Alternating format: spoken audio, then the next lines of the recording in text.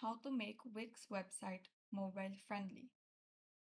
So once you're in Editor Wix, you should see these two options, desktop and mobile.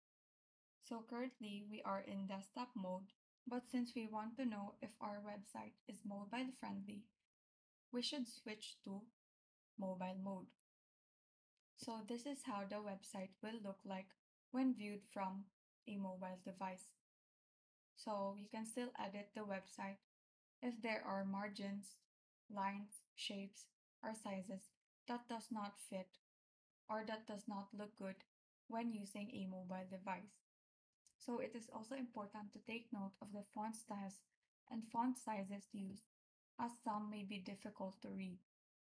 Also observe the margins of the shapes, as it can be overlapping or does not align with the margins. So to see its final look, click Preview. This is how it would look like in a mobile device. So this is where you would know if you still need some final changes. That is how you make Wix website mobile friendly. Thank you and have a great day.